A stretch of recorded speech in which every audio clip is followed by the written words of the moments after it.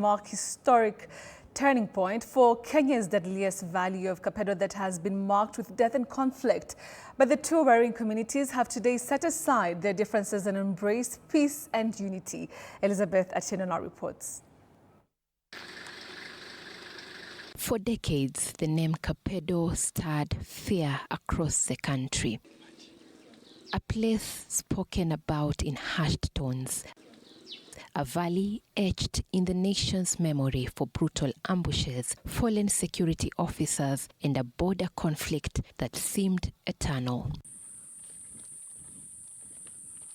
The Kapedo Bridge in particular was synonymous with death. Few crossed it safely. None without a heavy military escort. Kenya Defense Forces officers once took up strategic positions along its rugged edges, weapons drawn, eyes fixed on the jagged horizon in anticipation of gunfire.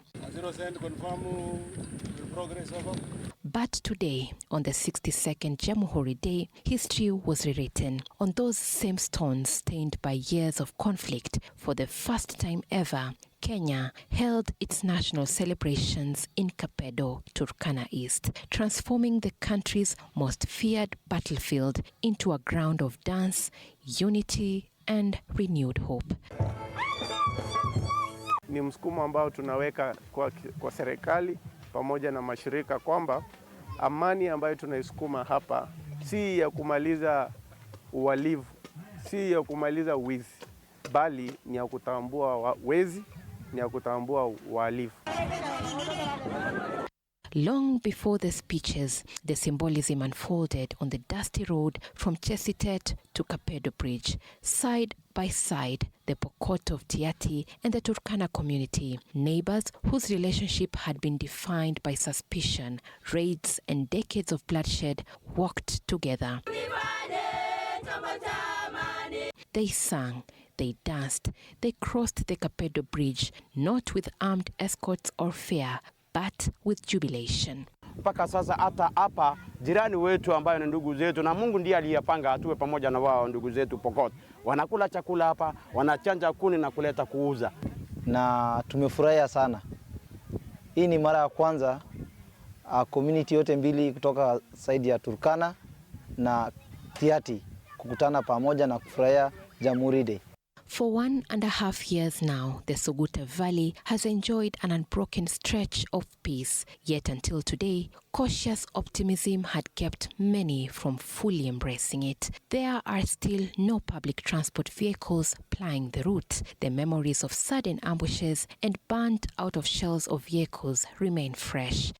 Only security trucks or private cars shielded by KDF escorts had dared approach the bridge. Tulikuja kama wageni huku, tulikuwa na attitude ya kuwa Pokot kuna vita, hakuna peace. Hata wazazi ambao walituleta huku walikuwa wanasema kwamba hawatawahi rudi. As Tiati and Kapedo youth faced off in a friendly march, spectators roared from both sides. Cheering, not opponents, but brothers. Mothers ululated. Young people clasped hands with those who once lived beyond the invisible line of hostility. Feel free. Mwenye ako mbali, mwenye anataka kurudi Kapedo, mwenye alitokanga hapa kitambo, mrudi Kapedo. Sasa Kapedo iko sawa, ni kama tu town yote ile.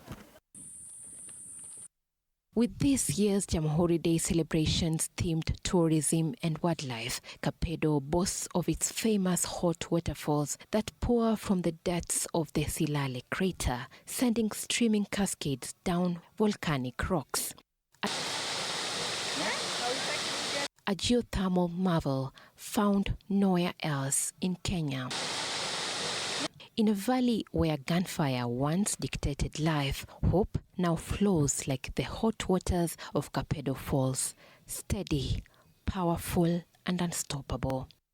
Today, the Kapedo Bridge, once a line between life and death, became a symbol of what Kenya can overcome when courage meets reconciliation. Elizabeth Atieno, TV 47.